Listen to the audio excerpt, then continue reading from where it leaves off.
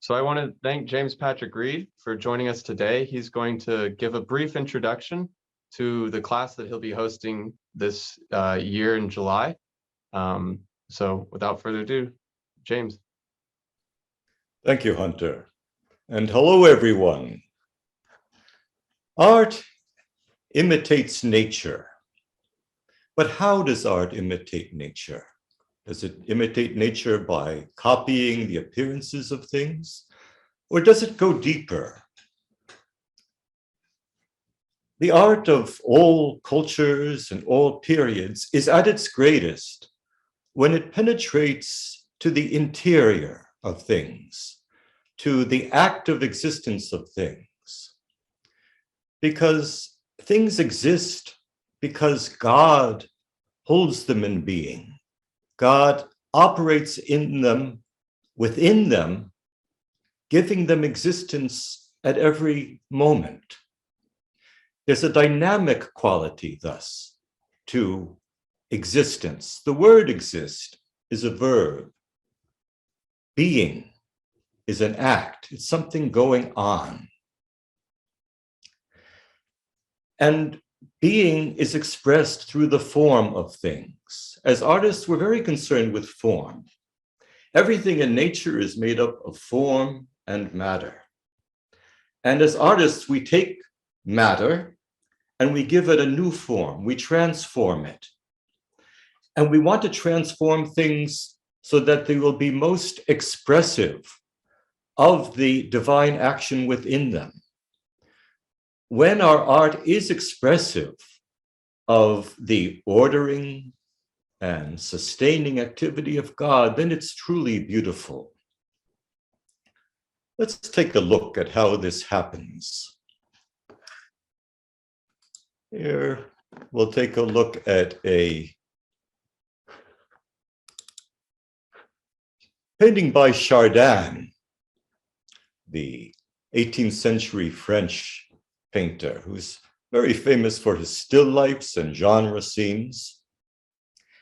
And here we see that Chardan has placed these objects on his tabletop, and he hasn't simply copied their appearance, but he has penetrated them metaphysically.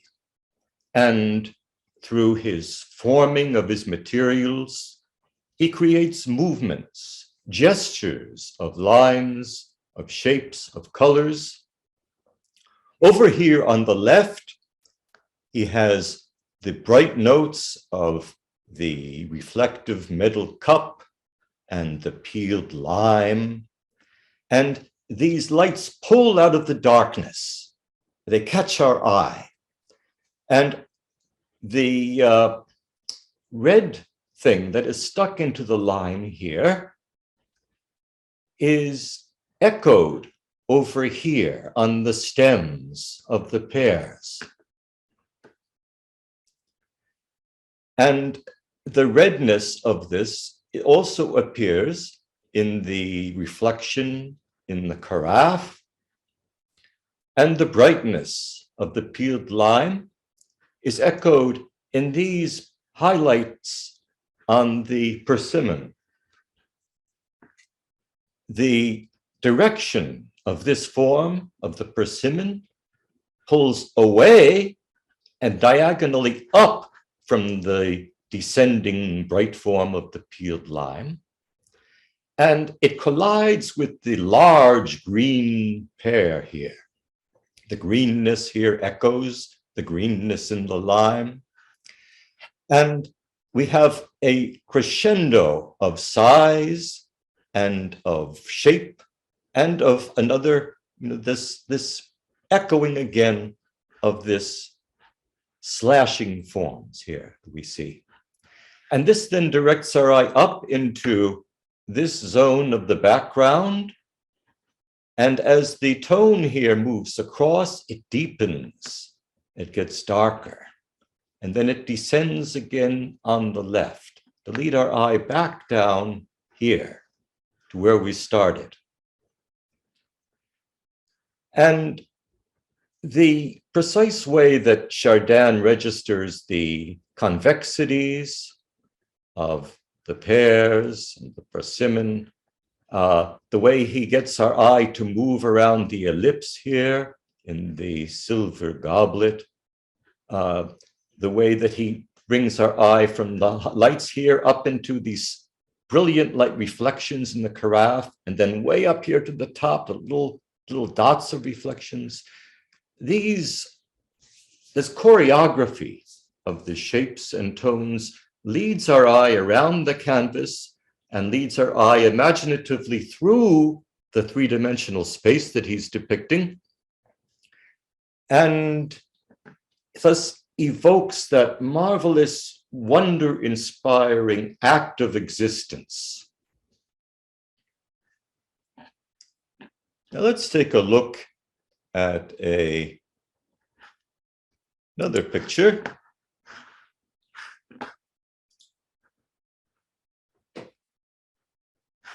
I'm going to share another picture now.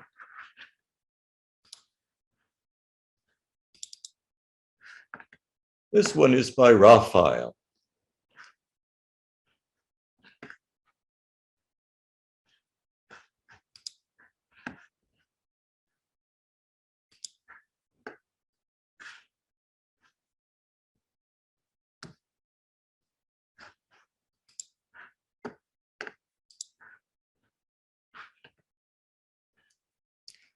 So here, in a preliminary sketch for one of his Madonna and Child paintings, Raphael is exploring the form that he's imagining here of the Madonna and Child. And look at all those searching lines that are made with the chalk. Lots of scribbling lines to find by the gesture of his hand, making these lines. He's imaginatively finding the figure in space. And then he goes in with his pen and ink, and look at how he places this shadow under the chin canopy of the child. And then against his mother's breast, he has another patch of shadow. And notice that these hatchings make a small dark shadow with dense hatching, and up here he has looser hatching. See, they're farther apart, but from small to large, from darker to lighter. And that move dramatizes the move in space from the chin canopy back around the cheek of the child and to his mother's breast. And then in between those two, Raphael draws the contour of the cheek. So he's establishing a kinesthetic movement on the page and in space. And so he evokes that act of existence by his gestural drawing.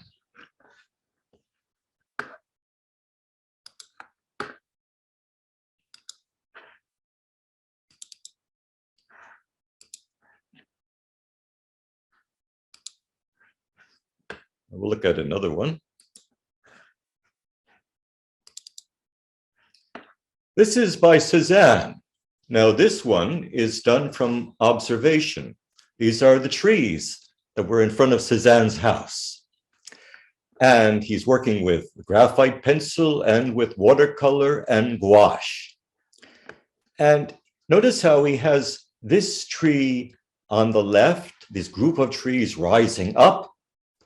And then over here on the other side of this alley of trees, he has, of course, the trunks of the trees, and he's experiencing and enjoying and celebrating the rhythms of the placements of these tree trunks, the way that they sway a bit, and also their movement in perspective here, and this diagonal that is formed by their limbs and by the leanings of the trunks themselves. And you see how this configuration goes up and it moves up diagonally, back diagonally on the paper, and obliquely back in the space, and then reconnects with these tree branches of the trees over on the left. And again, it's the activity of these shapes, of these colors, of these forms on the page that evokes their existence in space, in reality. And this celebrates God's holding of beings, sustaining them from within, and also the way that everything in reality is ordered by divine providence. The artist finds a providential arrangement in the things that are in nature and evokes that providential arrangement in the arrangement of lines and shapes and colors on the page. Just like a musician creates an orderly, providential arrangement of notes to make a beautiful piece of music. Now, there's an abstract quality in the things I've been pointing out. It's an arrangement of lines and shapes and colors. The greatest representational art owes its beauty and its convincing power as representation to these relationships, which we might think of as being abstract in the sense. In our workshop, we will be doing lots of exercises. Instead of just producing one work in the 5 days of the workshop, we'll be doing a series of exercises, and each one is designed to help us to experience more deeply these essential qualities of art. We'll be doing a few abstract exercises and a whole series of representational exercises looking at nature. Those who feel so inclined may try composing things from their imagination. And to some extent, the instruction will be individualized to suit the experience and the aspirations of the individual students. Now, take a look at one final work here.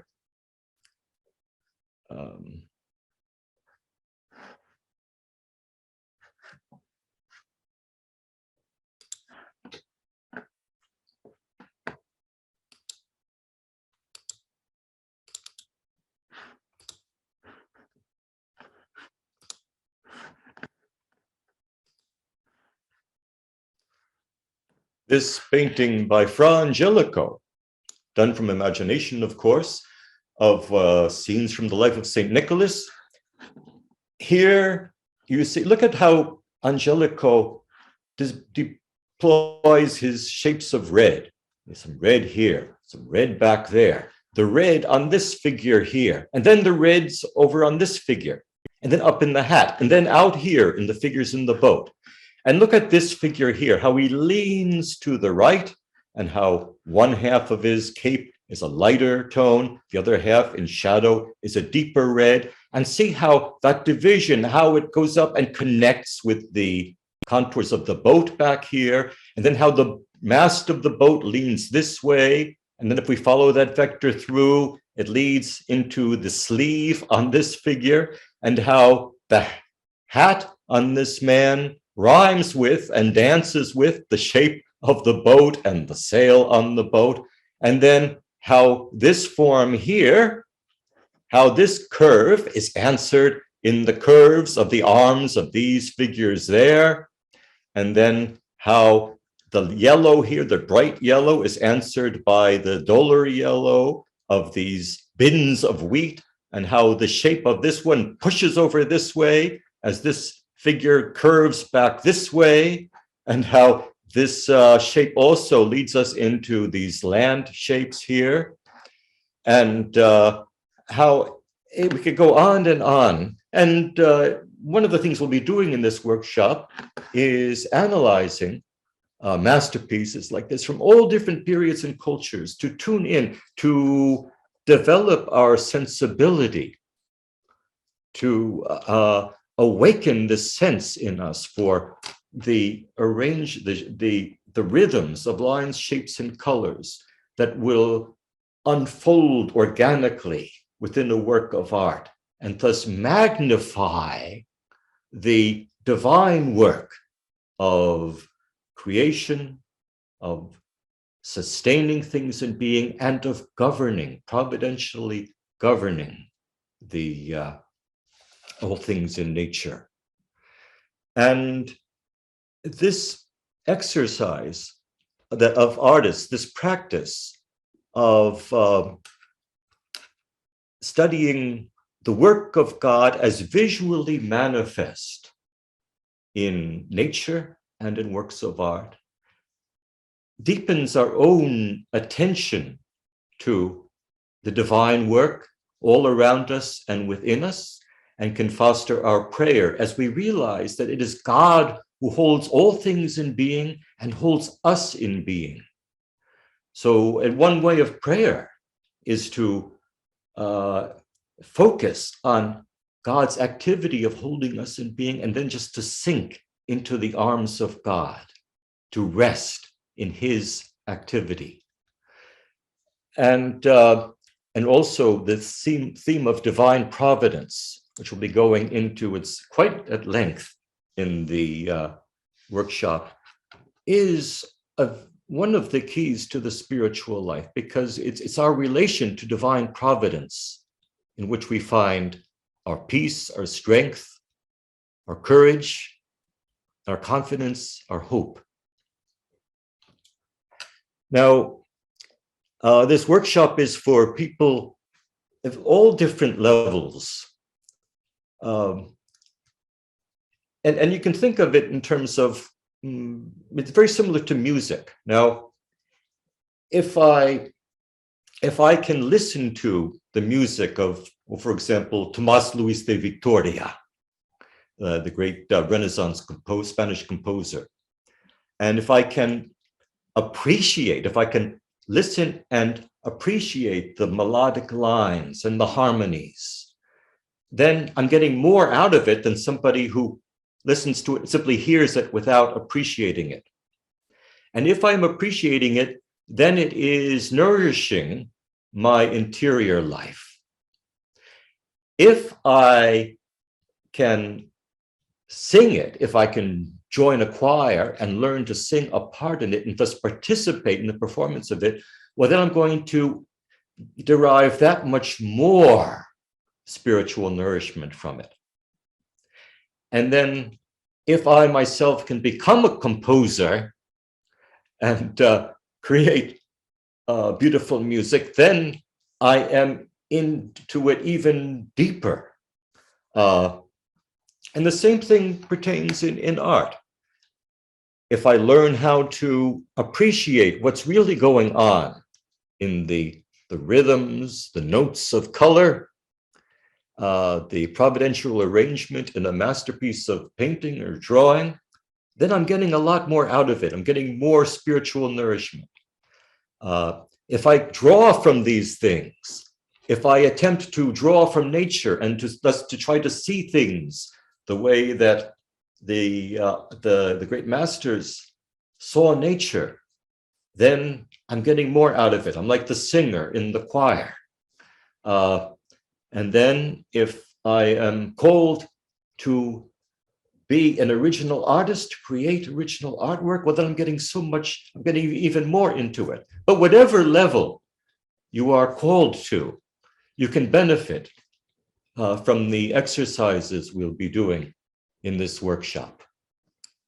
James, thank you so much for that. That was extremely interesting and informative, even in that short bit there. And I'm disappointed it has to end this quickly, but hopefully those watching this will get to join us here at the end of June at Ender's Island and get more information from you and to expand on that and actually get to working on some pieces while learning with you.